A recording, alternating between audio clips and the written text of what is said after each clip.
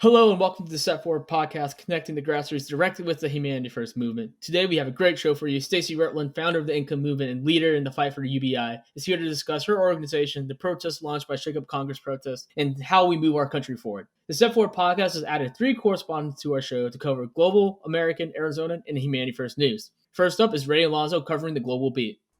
Thank you, Kyle. This week, The Guardian reports that New Zealand is backing Taiwan's efforts to join the World Health Organization, despite China's insistence on keeping Taiwan out.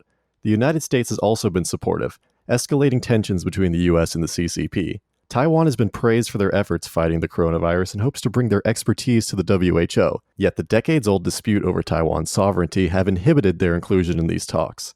New Zealand is stepping forward to support Taiwan's efforts and has been significant in moving Taiwan forward. The WHO has backed down their efforts to pressure the CCP to ban live animal markets, which leave the globe vulnerable to new diseases with the potential to be as devastating as the coronavirus. This, paired with the news that China's virus death toll has been revised to show a sharp upturn in cases, is a troubling development for the 21st century. These markets are a global health risk our institutions have failed to make hygienic. While the U.S. has its own problem regarding its food supply, our health organizations should not be decreasing pressure to ensure that we can mitigate the prevalence of global pandemics. On Saturday, the Prime Minister of New Zealand, Jacinda Ardern, argued that a 4-day workweek would enable New Zealand's economy to come back stronger in the wake of the pandemic. Arguing that domestic tourism needs to be increased due to the lack of international consumers, a 4-day workweek would enable Kiwis to keep their tourism industries afloat. Popular historian Rutger Bregman wrote in his book, Utopia for Realists, that the United States was on track to have a 15-hour workweek, which would have the same benefits as a 4-day workweek. Better mental health, less traffic congestion, and an environmental booster. The United States would follow suit and make the work environment more hospitable in this new landscape we find ourselves in. Japan's economy has fallen into a recession for the first time since 2015 as the coronavirus pandemic continues to take its economic toll on the global economy. The estimated cost of the pandemic on the global economy is thought to be up to $8.8 trillion. However, the Japanese economy currently appears to be faring less poorly than other nations, with economists predicting that the Japanese economy could shrink at an annual pace of 22% in the April to June period. China's official death toll from the coronavirus pandemic experienced a sharp jump Friday, after Wuhan announced a revision that added around 1,300 fatalities to the count. These figures are the result of a new in-depth review of deaths during China's early response. The reasons for the increase are the deaths of people at home due to hospital crowding, mistaken reporting by medical staff, and deaths at medical institutions that were not originally linked to the pandemic. Thank you, Ray. Going forward, our policy director, Nathan Belcher, will be covering the United States beat. In the meantime, this week, growing concerns for the Biden campaign blossoms as he faces problems regarding the Tara Reade allegations and disaffected Senator Sanders supporters. His weaknesses on the left will be an essential hurdle for the Biden campaign to overcome. Morning Consult reports that Biden dropped 5 points in favorability since the Tara Reade allegations picked up steam in April, while Fox News reports that Sanders' advisors are signaling the warning signs that Biden has not consolidated his support on the Progressive Caucus. Traditionally, at this point in the presidential race, candidates swing either left or right to appeal across the aisle. However, in this new era of politics, motivating your base to turn out may be more essential. Whatever path Biden chooses to take, he must choose quickly. America is wrestling with its decision to move its supply chains out of the United States and into global markets, especially China. While it is clear this decision has angered the majority of Americans and has led to jobs leaving overseas, there is an additional problem with moving the supply chains overseas. Our supply of essential medical supplies are based entirely overseas, leading to shortages of essential products like gloves, masks, basic medicines, etc. Market forces claim that these overseas supply lines are essential and Americans wouldn't want it any other way, but latest polling indicates 40% of Americans are adverse to buying Chinese goods, while 78% say they will accept a price increase to buy American-made products. Demand is growing to move your supply chain back home, and automation is making the venture increasingly cheaper. For our national security's sake, we should incentivize companies to manufacture in America and buy American-made whenever we can. Open Secrets reported that the prevalence of dark money in the 2020 election cycle is systematic. Over half of all presidential, congressional, or senatorial political ads have been financed from dark money financing. Liberal politicians have outspent their conservative counterparts by 3 times in dark money spending. These ads have targeted high-value races, such as Arizona senatorial race between Mark Kelly and Senator Martha McSally. With no political leader advocating for campaign finance reform, it will be up to the grassroots advocates to stem the tide of dark money and outwash it with people-powered money, ideally in the form of the Democracy Dollars program. Canada's National Observer reported that Prime Minister Justin Trudeau is not ready to reopen the American-Canadian border, extending the border closure from May 21st to June 21st. Many American states and cities are relaxing their stay-at-home orders and have begun the delicate process of reopening their economy. While we know that life will fundamentally never be the same, some political leaders are trying to revitalize their communities and bending to pressure to reopen their citizenry. Countries like Canada have decided the complications are too much to start letting Americans into Canada again. We urge our political leaders to look closely at the data coming from the scientific community to inform their decisions. An unsettling report coming from the Joseph F. Kennedy was the conversation. An analysis of 700,000 drug-related arrests demonstrated that 67% of drug arrests in the United States involve a quantity of a gram or less of an illegal substance. These measures have had an obliterating effect on low-income communities. Not even including stealing years of someone's life or a gram of pot, convicted felons have trouble accessing jobs, voting, healthcare, even necessities such as food and shelter are much more difficult after a drug arrest. We've known for a long time these policies disproportionately affect minority communities and are fueling the division between class and race in America. It is time to move to the Portugal model and decriminalize these substances and start rehabilitating those who suffer from an actual drug problem. Now we head to Chris Canchola for Arizona News. And now for Arizona news, our first story, a revised election model in Maricopa amid COVID-19. 2 weeks to vote. As a consequence of the coronavirus, the Maricopa County Elections Department is considering a revised election model. The new proposal would require 10 to 14 days of in-person voting for the August 4 primary election. Strict sanitation and physical distancing instructions will be aimed at all voting places. In addition, Maricopa County will concentrate on informing voters on mail-in ballots. Currently, 73% of Maricopa County residents are on the temporary early voting registry. The Elections Department is currently focusing on a proposal to educate citizens of their voting choices, thus making it easier for residents to submit a one-time mail-in ballot to attach their name to the temporary early voting list.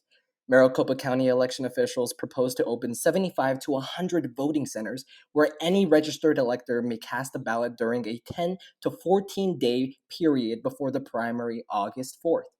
The proposal was discussed Monday in a presentation to the Board of Supervisors by Scott Jarrett, Director of Election Day and Emergency Voting for the district. On to our next story. East Valley School District Governing Board candidate draws controversy. Candidate for East Valley School District Governing Board, Scott Weinberg, drew controversy after misidentifying a shooter as a left-wing LGBTQ ASU student. The misidentification came this past Wednesday night at the Westgate Entertainment District. Although the tweet was deleted, Fox 10 obtained a screenshot of it. The person that Weinberg accused shared the same name with the suspect, but was not him. Weinberg, the morning after, issued an apology, reading as follows.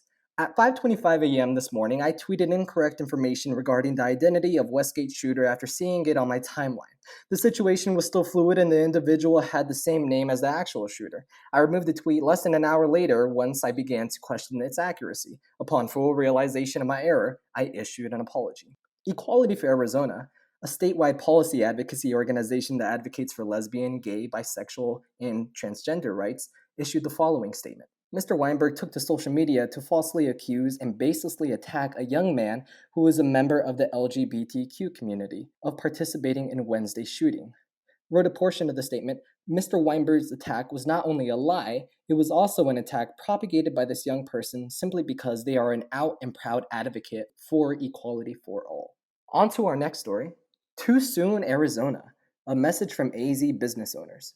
Arizona small business owners coalesced to create the message, Too Soon Arizona. On the Too Soon Arizona website, you can find over 408 signatures from businesses all over the valley. Also on the website, one can find testimonies from the rest of the AZ community, commending the Trailblazers for their courage in speaking out against the current reopening and building solidarity amongst Arizona business owners. On the Too Soon Arizona homepage, one can find a letter reading, We, the undersigned, are small business owners, restaurateurs, chefs, bar owners, service providers, and retailers. We are united in our decision to not reopen our dining rooms and shops to the public at this time. It's just too soon. They argue against opening, writing, Things are not normal. Case numbers per day are still rising across most of the nation, including here in Arizona, and lifting the stay-at-home order will cause an acceleration in cases and unnecessary deaths. They end the letter with, "We dream of a day when it is safe to open our doors and reconnect with our communities, and we'll all do our part to make it happen. But it's too soon, Arizona." On the website, one can also find sources about COVID 19, from data discussing transmission rates to reasons why individuals should be wearing masks. You can visit the website at toosoonarizona.com. On to our final story. The IHME's Institute of Health Metrics and Evaluation COVID 19 projections say that Arizona is now above the line for hospital beds. Efforts to flatten the curve have been reduced recently, and Governor Doug Ducey has made several steps to reopen the Arizona economy. While Arizonans may be benefiting financially by keeping their businesses open, this will be at the cost of Arizona lives. If the IHME's projections are right, putting our economic system into stasis by providing a monthly payment to every Arizonan will be more effective at mitigating the effects of a depression than reopening the state too soon and losing lives in the process. Here is Kyle for Humanity First Movement Updates. Thank you, Chris. We would like to start off by congratulating the incoming members of the Humanity First Movement Board: Matthew Branscombe of Texas, Yenny Desroches of Massachusetts, Catherine Maloney of Massachusetts, Ian Rantner of Tennessee, and Nicholas Weidmaner of Montana. Thank you for stepping forward. Lots to be thankful for this week. At the Humanity Hang sessions, I got a chance to ask Andrew Yang about what indicators Vice President Biden may include when he will shift his support to more of our policies. While Andrew admitted they don't see eye to eye on everything, he does believe Biden has indicated openness to our policies. We will be vigilant in searching for these signs as Biden wrestles with shifting to the left or right in the general. In a piece of good news for UBI advocates, conclusive proof reported by the New Scientist entails that a UBI trial in Finland had no negative effect on employment. In fact, the study found a slight increase with those who received a UBI. As more studies are done surrounding universal basic income, we can expect a better foundation to make our arguments. With Jack Dorsey's donation of $5 million to help get Americans to the financial resources they need, we are renewing our call for our supporters to help distribute the money for Humanity Forward. Originally, we called for our supporters to make 200 calls by the end of May and help distribute $50,000. We are changing that. By the end of June, we want to make 2,000 calls from the great state of Arizona, giving out $500,000. Our first calling session will be on Monday. Sign up on our website for more information. Lastly, on Saturday, Humanity Forward Arizona, in conjunction with Stacey Rutland of the Income Movement, led a car protest at Phoenix City Hall to advocate for monthly payments during the duration of this crisis. With the Last HEROES Act legislation not including monthly payments, we are once again urging Congress to include these payments to all Americans during a time of crisis. We thank Jennifer Martinez and her assistant for providing coverage at our event. This was a Step Forward report. Thank you to Chris and Ray for contributing, and we are coming right at you with a Step Forward and Talk. Thank you. Hello and welcome to Step Forward Podcast, connecting the grassroots directly to the Humanity First movement. Today we have a great show. Stacey Rutland, founder of the Income Movement, leader in the fight for UBI, and an overall Yang superstar, is here. She launched protests to shake up Congress, and she's going to tell us a little bit how we can move our country forward. Stacey, thank you for being with us. Thank you so much, Kyle, for having me. This is great. I'd like to frontline just to give our viewers a little background. You started the Income Movement 9 months ago at this point, right? That's right. Early October. So what was that like? What was that time period in your life like for you? Well, my background, going kind of back before Income Movement, I worked in the technology industry. I founded a user experience design firm called Particle Design in Portland, Oregon, a few years ago, and worked in the product design space for many years. And certainly, even before that, my background was actually in economics and history as an undergrad, and I was a high school social studies teacher for a little while before I moved into the world of technology. And so, in many ways, universal basic income had been on my radar for many, many years, for about 20 plus years. It was something that I always felt like was a very important component to be thinking about and exploring as a society. But of course, since I first heard about it in the mid to late 90s, there really wasn't much of a space in American culture and politics to have that discourse and that conversation.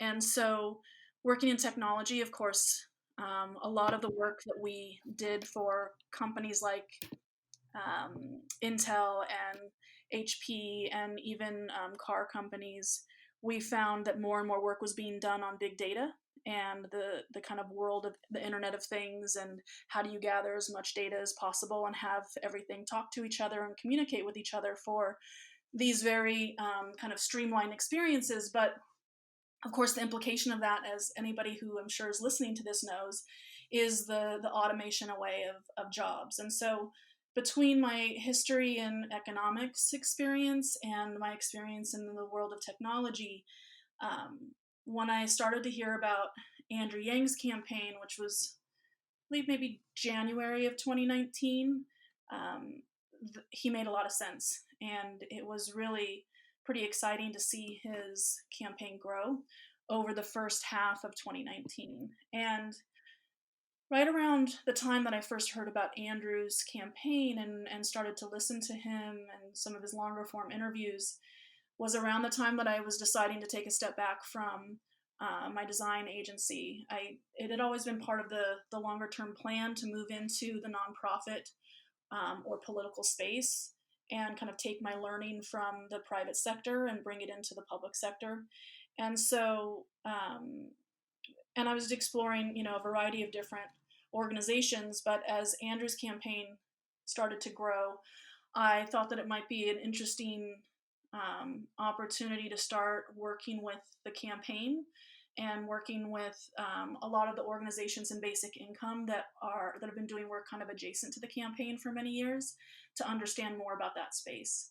So in early May of 2019, I started to work with the fundraising side of Andrew's campaign, and also started to work with the technology side of the campaign. I helped kind of lead and organize the Yang Gang tech team, and was that liaison between the campaign and the tech volunteers to identify what were the best projects for the volunteers to be working on that could align with the goals and needs of the campaign. And at the same time was doing fundraising. So in Portland, we did several fundraising events here, hosted those and promoted those to help with the funding side of things for the campaign. And through that experience, Sorry about that. No, that's okay. Through that experience, I met obviously a lot of people within the campaign, and then was meeting a lot of people in the basic income community, leaders within different organizations. And those conversations really started to lead to trying to understand two things. What is separate from the campaign? Obviously there's this huge growth in Q3 and Q4 of 2019 for Andrew's campaigns. Well, all through the summer and then into the fall and winter was just this kind of astronomical growth. And yeah, that was a huge rise in January and December. Yeah, it was very, very exciting to see that. And one of the big questions that started to come out was, is what's happening with the campaign about Andrew exclusively because he's such a dynamic and interesting and kind of deeply empathic person and speaker, that there's a lot to be excited about with him. People, you just want to listen to him, and I'm sure everybody who's listening to this has dedicated hours and hours to listening to Andrew in his long form interviews and now on Yang Speaks. But the question in the basic income community was, how much of this is about Andrew and how much of this is about the idea of the freedom dividend? And of course, at the same time, there's conversations happening where we recognize that even if at the time in September of last year, even if Andrew became won the primary and went to the general and was indeed elected president, we still have all this work to do in getting a majority in Congress in place that supports UBI in order to actually get his platform passed. And so that really became the impetus for this question of how much of the support for Andrew right now that's happening and the kind of rise of the Yang Gang is about Andrew specifically, and how much of it is about his platform and what parts of his platform. That he had an amazing list of policies, and different people came to his campaign for different reasons. And so we wanted to understand that a little bit more. And so we connected with James Felton Keith, who's a congressional candidate Mm-hmm.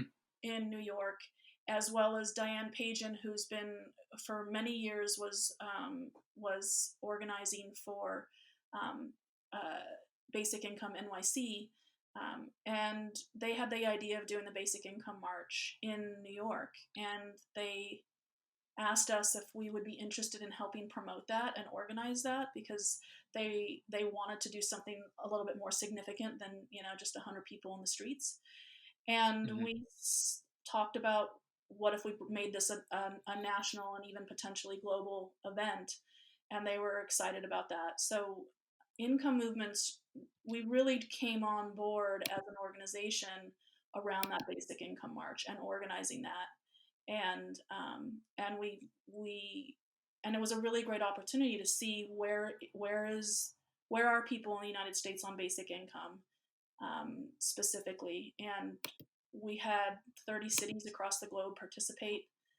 We had tens of thousands of people, involved and engaged, and we had two great flagship marches, one in New York City and one in San Francisco, that helped solidify for us that there's a hunger in our country right now for a shift in thinking around how our economy works, and that basic income had a really important place in that. And so we've kind of closed our energy on the march, knowing that Income Movement was an organization we wanted to go full forward on.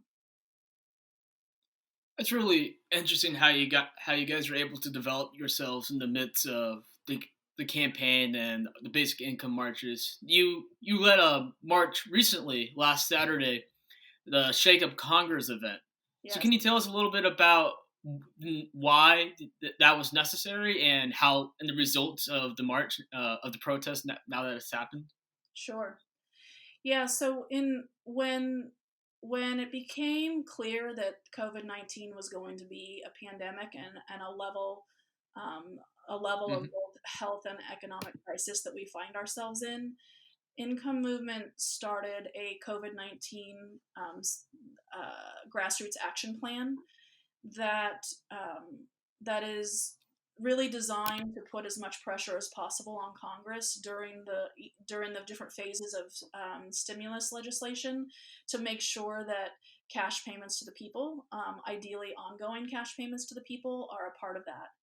And so we kicked that off in early March, late March, mid to late March. I think maybe March 21st is when we started to establish our first actions. And those were a variety of actions. Some were congressional letter writing campaigns and phone call campaigns to pressure Congress. Some were, we had some letter to the editor Mm-hmm. campaigns. We've also had helped support and shine a light on some of the other projects that other organizations within the basic income community, in particular Humanity First Movement and others, that they were doing. So helping kind of promote those. But what we really, all of those things are really in the digital space. They're all things that people can do from the comfort of their home, which of course is an incredibly important part of flattening the curve. At the same time, social protest in public is such a critical and important piece of how, really, in particular, the media covers what's happening on the ground, at that grassroots level. And as we've seen over the last 3 or 4 weeks with the movement on the side of reopening states, the protests, the physical protests in public spaces, has certainly brought their concerns and their needs up to the forefront of certainly media coverage, but even the political discourse that's been greatly fueled by our president. Um, but we want to make sure. So how do you? One of the things the income movement has really been spending a lot of time over the last really month or two on, because we have the basic income march in September coming up. It's, that march is an annual event now, and as we started to see more and more states both close down as well as some reopen, we've been having to think about what does the basic income march in 2020 look like, and how are we protesting in public spaces. And so we've been exploring some of those ideas, and the car parade was something that came out of one of the things that Income Movement does. We host Monday through Thursday basically like a daily stand-up where we talk about the state of legislation and what's happening in Congress right now. And in one of those conversations, we have anywhere from 8 to 25 people in those sessions, and we started to brainstorm around what could safe social protest look like, and the idea of the car parade came up, and it really came from the community. We'd been exploring a lot of ideas around art installations and things like that could grow over time, thinking about like the wall that was built in 9/11 around the kind of memorial for people. We thought about options or ideas for that, something that could grow over time that people could add to one at a time, so that they weren't all congregated in one place and potentially putting people's health at risk. But the car parade was this really cool idea that lit a lot of people on fire on the call. People got really excited about it. And so then we started to explore what that would look like, and what are all the mechanisms and logistics that are required when you're talking about cars, not people, in a parade. It becomes it's hectic. It's definitely hectic. Trying to keep the car parade together was no small feat, and we didn't have as many cars as say Portland. Didn't you guys have 32 or so? Yeah, I think we had 30, 32, 35 people participating, and that a portion of those people were on the streets, and then a portion were in cars. One of the biggest successes that we have from the march was the Fox 10 article they did in Phoenix. Since you were with us in Phoenix, helping us out, and I was reading the comments on the Facebook page, and there was a lot of people not very happy with the UBI message. So how do we convince those people that it's not about a free handout, or it's not about getting money for nothing, rather that it's a support system for people? Like, how do we convince them of that? Well, I think that there's two components to that. One is I mean, what you're talking about is the most significant and difficult shift, kind of paradigm shift, that needs to happen with people in order for them to start to understand and be open to UBI. And ultimately, there's kind of two parts to that. I think one is that are the most common kind of issues or concerns. One is, how is this a free handout? How is this not a free handout? And the second is, how do you know people aren't going to abuse it? That it's not going to make people lazy and make all those kids just stay in their basements playing video games, kind of thing. And the free handout piece, I think that one becomes you start to have to actually break down how our economic system works right now, and the shift that's happened in the last 3 to 4 decades that has made it so that ultimately the concentration of wealth has happened the way it has, that minimum wage job is you're no longer able to pay your bills on a 40-hour-a-week minimum wage job, where that was actually possible based on kind of cost of living and inflation back in the late 70s. And so you definitely, it's an important part of helping people understand that there's been a lot of support and free handouts to corporations and to big business over the course of the last many decades, but there hasn't been any regulations that have followed suit to help protect workers. And so it's why you see so many people having to work 60 and 80 hours a week just to be able to have enough to pay their rent and food.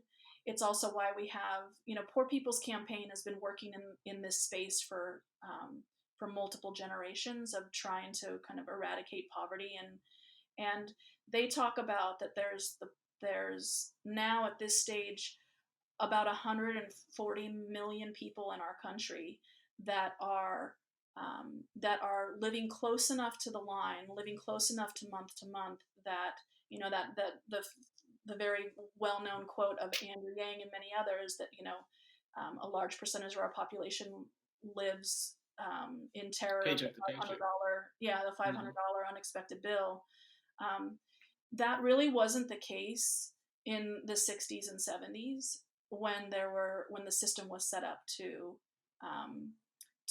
help with regulations, help make sure that unions were strong. There's a lot of things that all started to crumble in the 80s and 90s that has got us to where we are today, which is a place where all of those numbers that Andrew would talk about related to the need to move to a more human-centered economy, system of metrics. That's why we're seeing the number of suicides and the increase in all of these things, and the overall kind of lower quality of life that an average American has, and that generationally now we're facing the reality that kids who are teenagers are going to have are walking into an economy, certainly after COVID, but even before COVID, walking into an economy where they're going to do worse than their parents. Their life expectancy is worse, and their economic stability is far worse.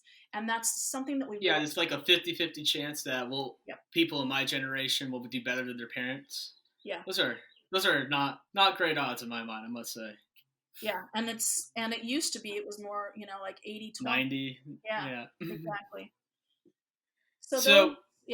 Continue. So we had some really great news coming out today from Jack Dorsey and Yang Speaks. $5 million dedicated to COVID relief, orchestrated by the Humanity Forward movement. How effective do you think these micro grants are going to be for people that really need a boost right now? I think from a humanitarian perspective, they are highly effective. I think that there's no doubt that there are people that are in incredibly dire and desperate needs, that $250 to $500 is going to mean that they can feed their family for a month. I mean, it really is the reality that we're facing right now for so many millions of people. So I think that from a humanitarian perspective, I think it's really critical, and I think it's amazing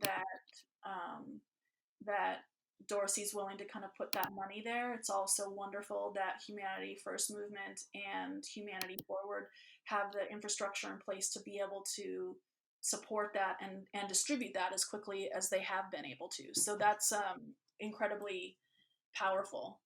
Now, when it comes to the overall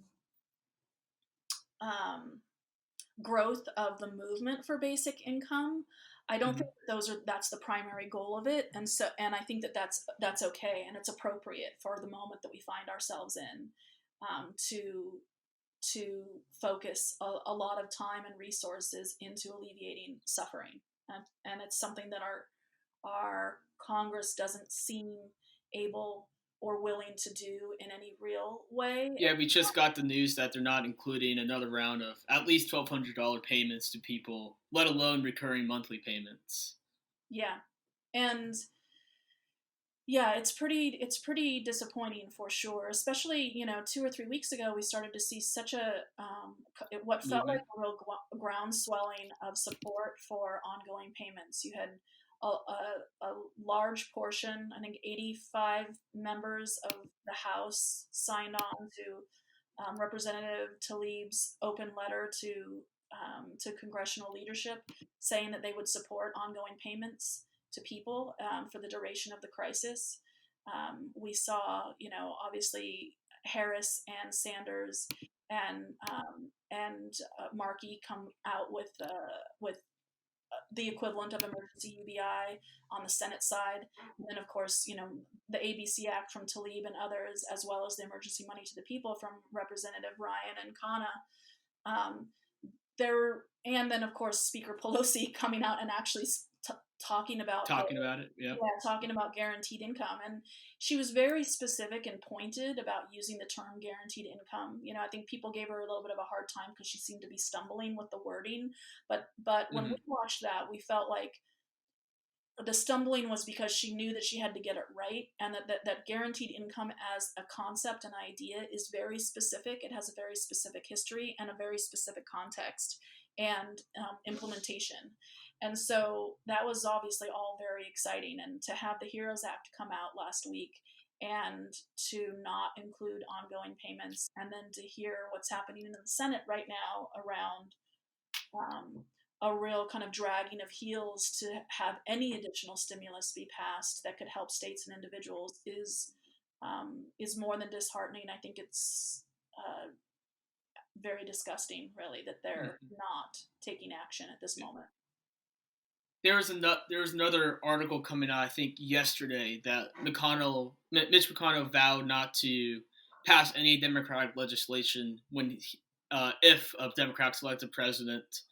And Kentucky's very interesting for the UBI movement because we don't have one candidate running there; we have two. Yeah. And can you talk? And you guys endorsed Charles Booker, I believe, is that correct? That's right. If I'm getting the thing right. Yes. So first, what was it like having to choose between two candidates that supported UBI? Well, it's interesting. I had a conversation with a couple of different basic income organizations as there's been kind of the establishment of what the policy and criteria might be for promoting and endorsing UBI candidates. And one of the things that Income Movement did immediately when we knew we wanted to move into the candidate endorsement space was to do a few things. The most standard component is assessing the candidate and the campaign itself. So, who's on the campaign staff, how experienced are they, how much money has been fundraised, and then moving into, what's the general political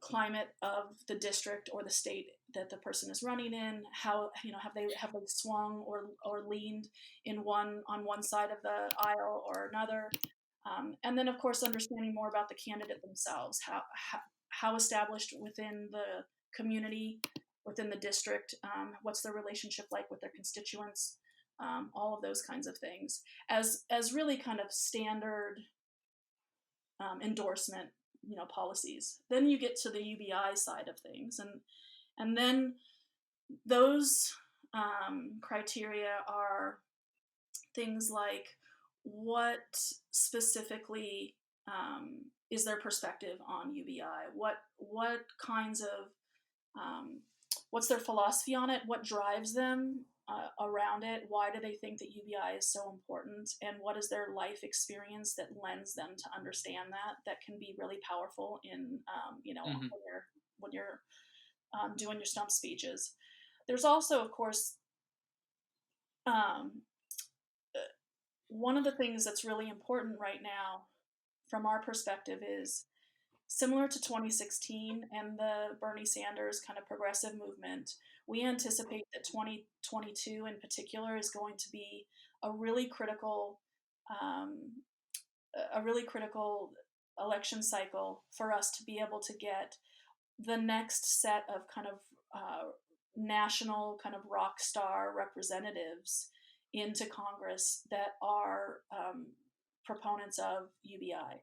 And so similar to in 2018 when you have AOC and then Omar and Tlaib and a variety of other progressive candidates who won, who now really pick up the mantle of Bernie Sanders' 2016 platform.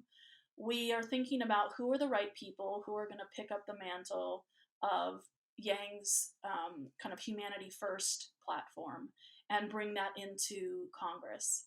And so So all of those things are part of our own endorsement process. And ultimately, when it came, we did actually use Kentucky as kind of the prototype or litmus test for us in our own criteria and process, because we do hope that it is one of the only races right now that has two UBI candidates, but we do hope that by 2022 there will be multiple candidates in different races. And so, how do you, if the criteria isn't just that they support UBI, but something else or something more than that specific to UBI, what does that look like? And so, the Kentucky case race was actually a great opportunity to put our own process to the test.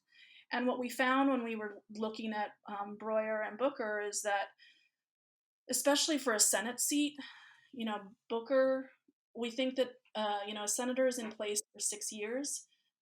The power and that a Senate seat has is pretty significant. So we think that having some experience in politics is actually pretty critical to being able to be effective in that position. And Booker has been in the Kentucky state legislature for the last few years. He's worked on bills, bipartisan bills, and had to kind of work within the space. We also, he's third generation Kentuckian. He and that, I think Breuer has, I think his wife is Kentuckian, but his connection to the community is not quite as direct. And then, of course, one of the things that we think about a lot at Income Movement is what are the voices and perspectives within the UBI movement itself that we think are really important to highlight. And Charles Booker's perspective on UBI is really interesting, and from our perspective, a really under promoted perspective, which is when he talks about UBI, he talks about intergenerational poverty, and he talks about ultimately that a UBI allows for what a basic income or a guaranteed income allows for a whole new generation of people is the ability to partake in our economic system and the kind of markers in our economic system that allow you to accumulate wealth. So if you have a guaranteed income, you're more likely to get a loan. You're more likely to be able to start a business. You're more likely to do the things that ultimately are accrue wealth that you can hand down to your next generation. And it's something that's been sorely missing in the African American community. Systems have worked systematically against the African American community. And at the same time, basic income, the basic income community uses Martin Luther King Jr.'s work for guaranteed income in the late 60s a lot. We talk about that a lot. But there really aren't a lot of people within the African American community who are fighting hard for UBI in the way that Charles Booker is, in an eloquent way, and in a way that has the potential to bring that perspective into Congress, which we think is invaluable. So those are most of the reasons why, when we actually looked at, the hard numbers of how much money has been raised and the political experience of the campaigns, those landed towards Booker versus Breuer. And then, of course, some of the other things that I just talked about related to experience in politics and having a really important perspective on basic income that really isn't given a platform as much as I think that it should. Those were the ultimate kind of weighing factors. Yeah, I definitely agree with your assessment.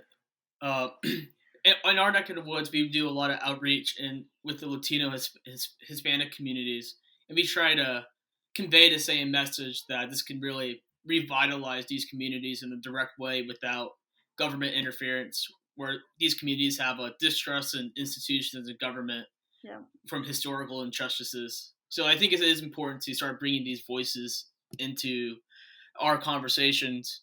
We recently had a local candidate endorsed by Andrew Yang. Her name is Suzanne Hug. She's running for LD 25 as a legislative district. Have you guys had a chance to talk with her yet? I had a chance to meet her at the Oh yeah, that's right. That's car right. parade. Yeah, so that was really great. I got to see some of her interview on the Fox 10 coverage of the car parade as well. So yeah, she's great. Yeah, we're very optimistic that we can help her out. In your website, you had a really stunning figure that was just really blatant. You guys had you cite 44% of people support UBI, not even considering the new reports about 82% of people supporting a monthly payment for the crisis. But Right. yet there's zero of 535 members of Congress that support UBI. So Yeah. why are establishment figures hesitant to support UBI? Well, um,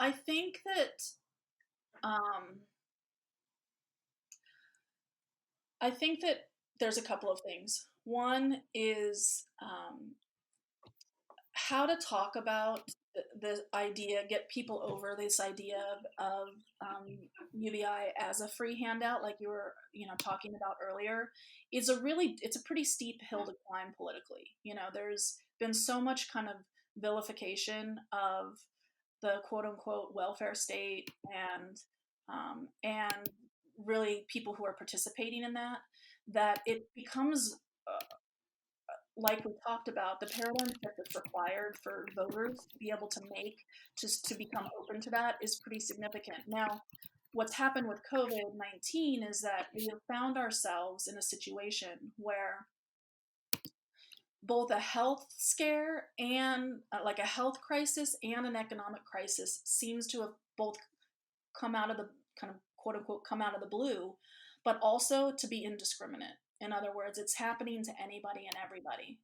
And as soon as you start to destigmatize economic insecurity and you start to point to what's actually happening systematically to make it so that so many of us are are so vulnerable during an economic recession or what is going to become a depression, that helps shift things. But our economy has, from all of the outside kind of metrics and the most common metrics, our economy has been doing really well, certainly for the last 12 years. But we even rebounded on terms of like the market and our unemployment rates.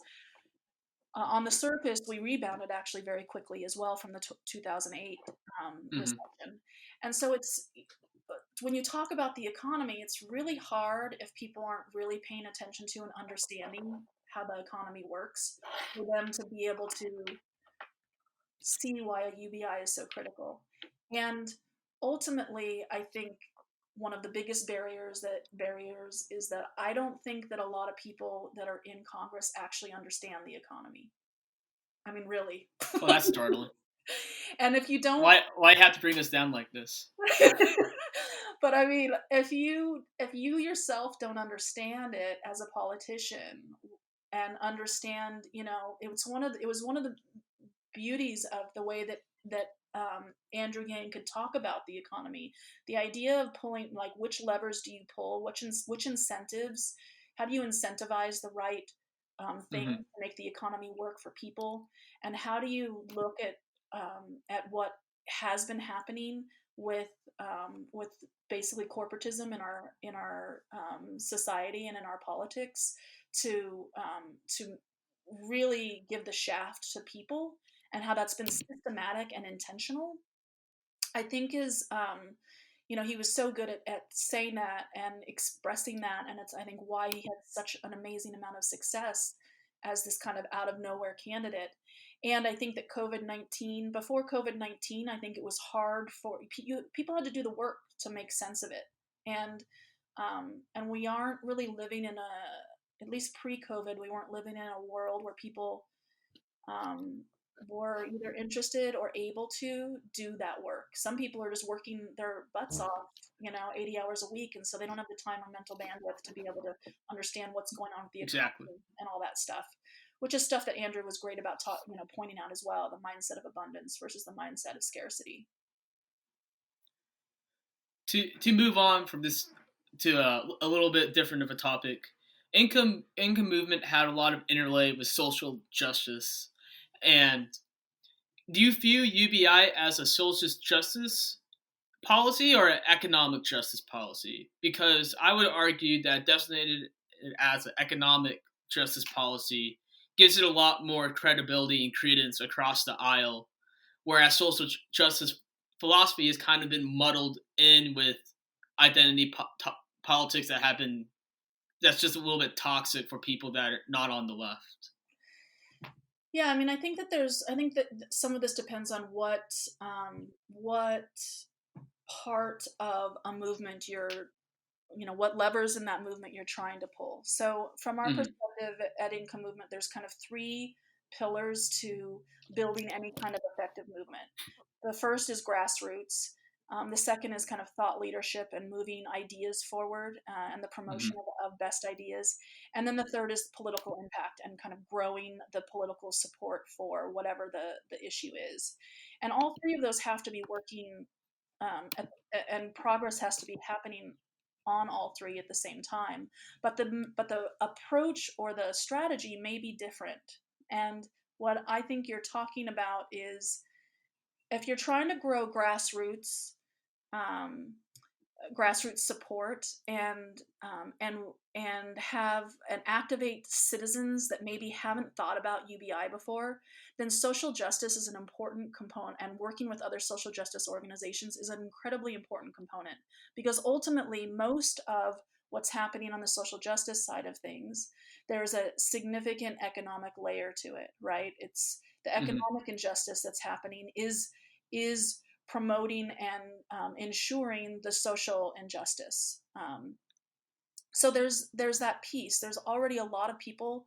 I mean, Andrew talked about this sometimes on the campaign trail that women, the LGBTQ community, like all of them would benefit from the freedom dividend, right?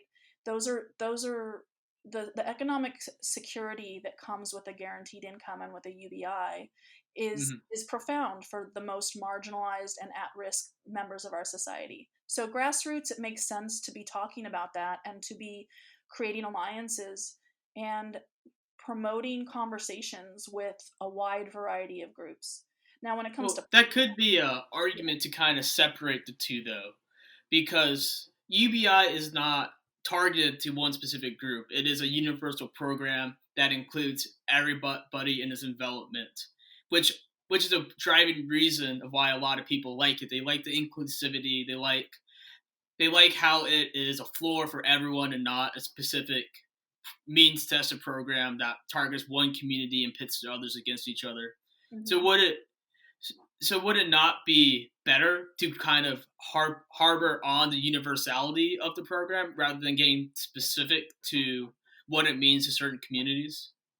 Well, you can be talking about universality and also be Hmm. involved in social justice or I organizations. see. Gotcha. Like they're not; those aren't mutually exclusive. It's not a zero sum game, gain of kind of situation. I think to put those on polar opposites is to not understand that they can all exist together.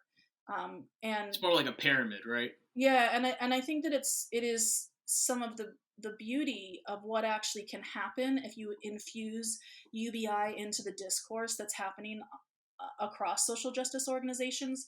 The universality helps everybody like kind of look up and turn around and see like, oh, this would benefit the work that for the groups of people that we're working on, and it would also benefit these other groups and these other groups. And sooner or later, you start to realize it benefits everybody. It actually Hmm. helps people open up their eyes to why the universal nature of basic income is um, so beautiful, and what happens to so many people in our society, the kind of betterment of so many people when you Hmm. fight for the universal nature of it. Now, you guys gave a great critique of the Heroes Act falling short, and you call for a $2,000 a month uh, emergency UBI package with including children, $2,000 for children.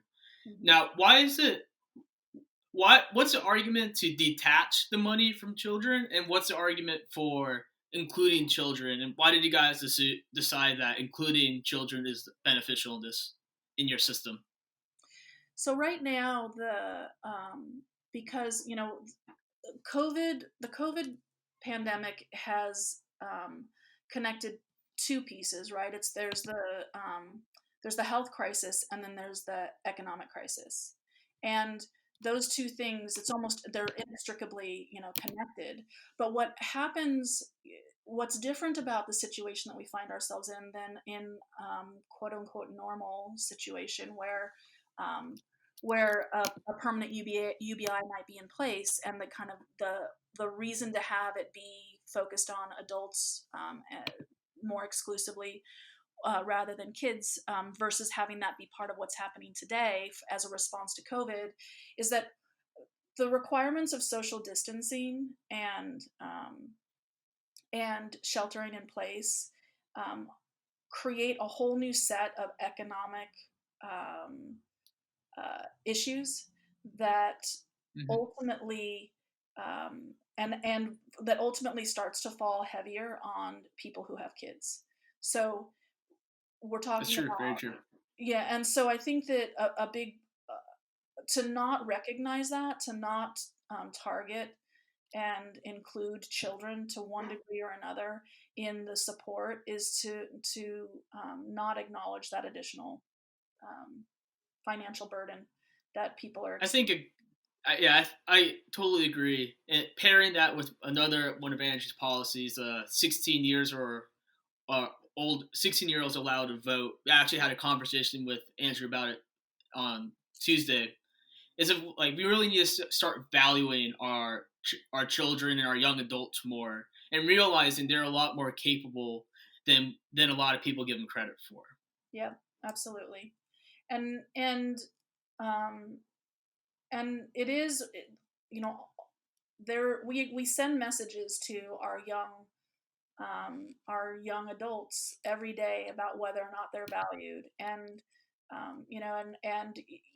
there's it's why so many 18-year-olds get so upset that they can go to war but they can't even order a beer at a bar, kind of thing, of where we set up systematically within our own government and society, where we think what we can trust young people with is seems pretty um, uh, inappropriately placed. I don't. Exactly. It's really strange to ask somebody to put their life on the line and carry a gun to kill people and not be able to support them in other kind of rites of passage that we think about. And certainly, we know that 16-year-olds are highly. I mean, the difference between a 16-year-old brain and an 18-year-old brain um, is not developmentally is not nearly as significant as like an 18-year-old brain and a 23-year-old brain. So if we're comfortable with 18 to be able to Mm-hmm. vote, we might, 16 makes sense, Yeah. and when they're in school still, so they're actually able to have those conversations in their political science class, and make sense of this responsibility, and actually partake in the responsibility, while also having a place to kind of to be engaged in the political discourse in a way that once you're 18, if you're not going to college, and even if you are going to college, for a lot of people, you're not part of that political discourse. Now, it's always great to have a critical analysis of UBI's program, but I want to make sure the Yang Gang hears a plethora of news and discuss about that. So Open Secrets report did a great piece. Anna Mezzo, last names are rough for me. Mazzagolia and Yama Hassan reported that over half of presidential election ads in the 2020 cycle were sponsored by dark money groups. Mm-hmm. Now, what can we do about stemming the tide of dark money in American politics? I know that's another central theme of UBI. Well, that's going to take a whole nother hour. No. We got 15 minutes. Right. I think that what's happened with the lack of transparency around who's funding what, and how money is kind of shifting into promotions is one thing. I think the nature of the promotions and ads and all of that itself is a whole nother component. The Mm-hmm.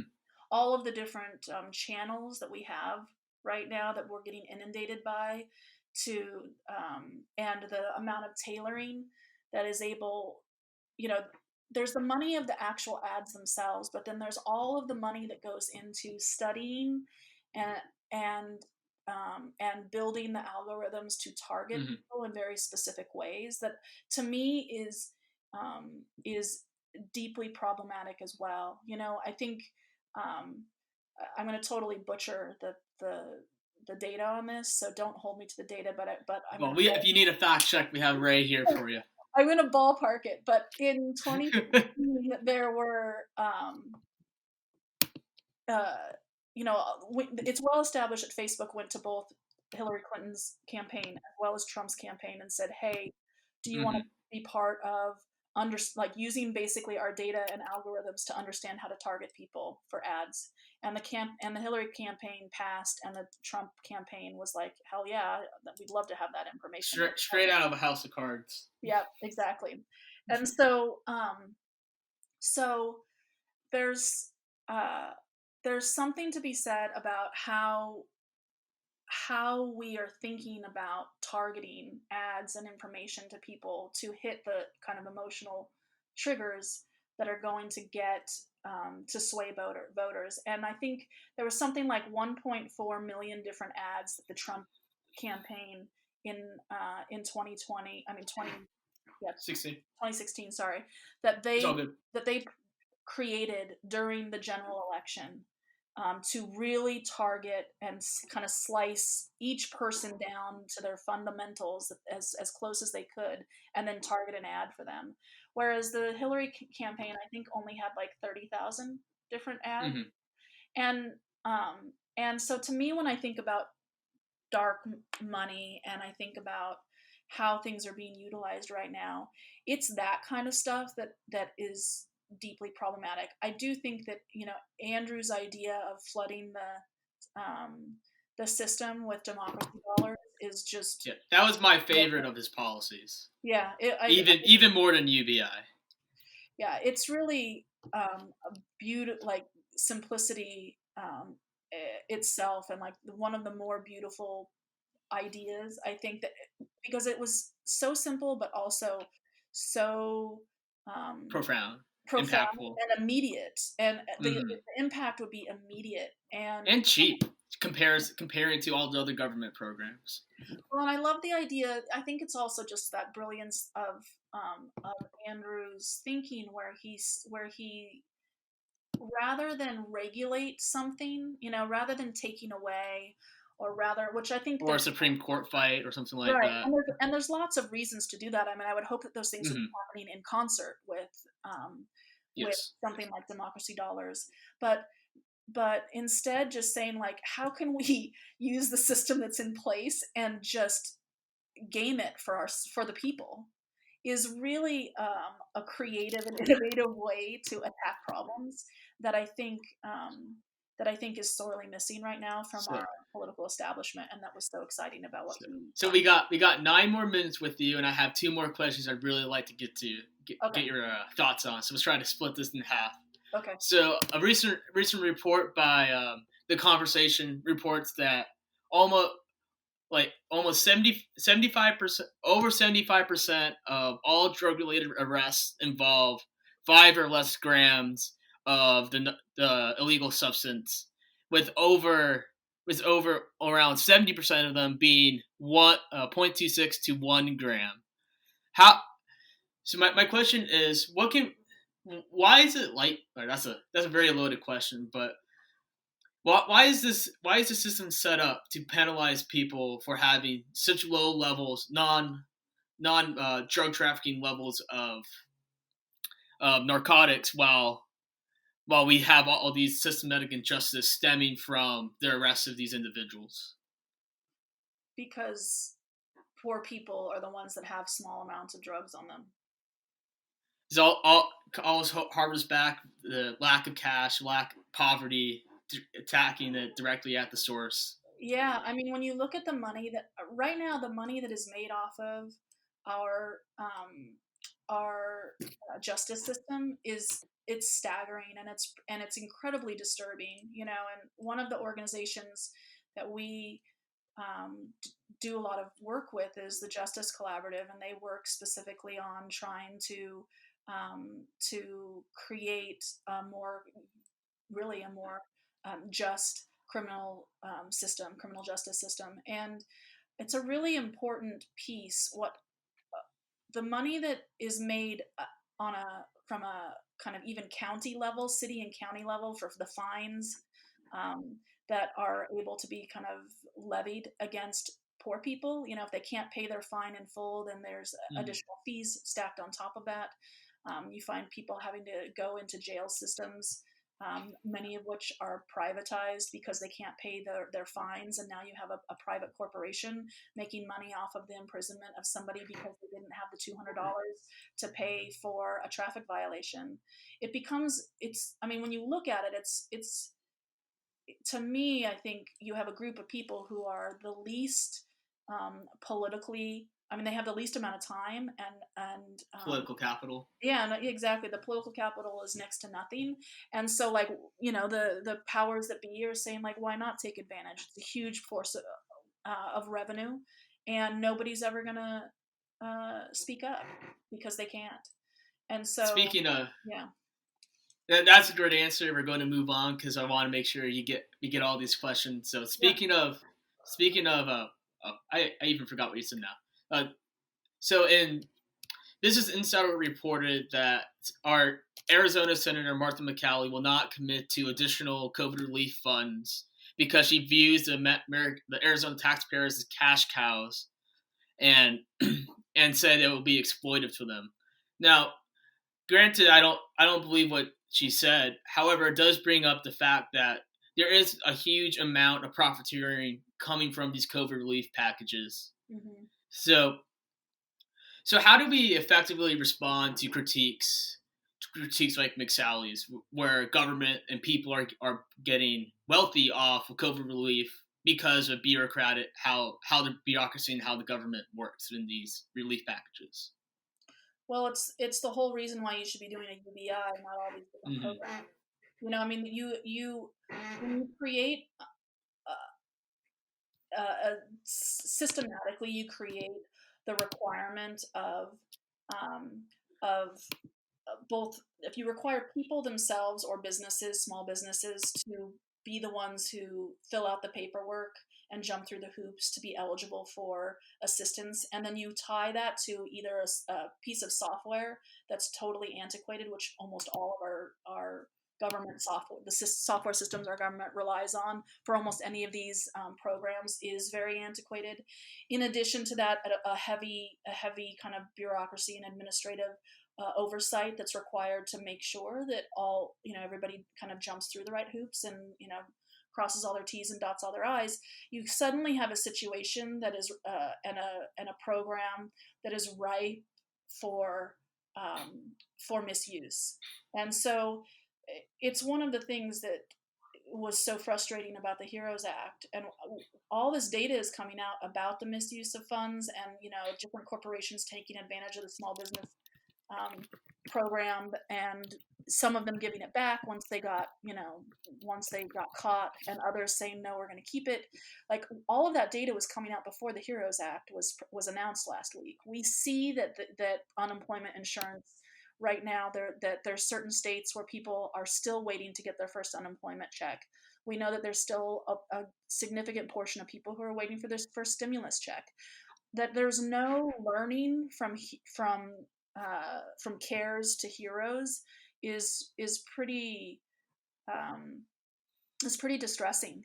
I don't think that we expected to see so much more of the same in HEROES. And so I would say to somebody like the Arizona governor, Senator Martha McSally. Senator, sorry. Yeah, no problem. They're just making, in our estimation, they're just making the case for why UBI is how we should be implementing support. Because you heard it, McSally. Support UBI. You'll be on the right side of the argument. right, right, yeah. Yeah. So I'd like to thank. Oh, if you want to finish your thought, go for it. No, I'm good. That is Stacey Rutland, co-founder of the Income Movement. Great friend to Arizona. You're always welcome to come visit us. Or are you still in Phoenix or Globe? I'm back in Portland for now, but I'll be back down in the next couple months. Well, make sure to reach out to us then. We'll always have you on the show or invite you to our meetings, or hopefully they'll be in person relatively soon. But so that was a step forward and talk. Thank you to Stacey for coming on. Please like, share, subscribe to this podcast. It'll help us grow and get you the information you guys need. Remember, anyone can step forward. Have a good day, everyone.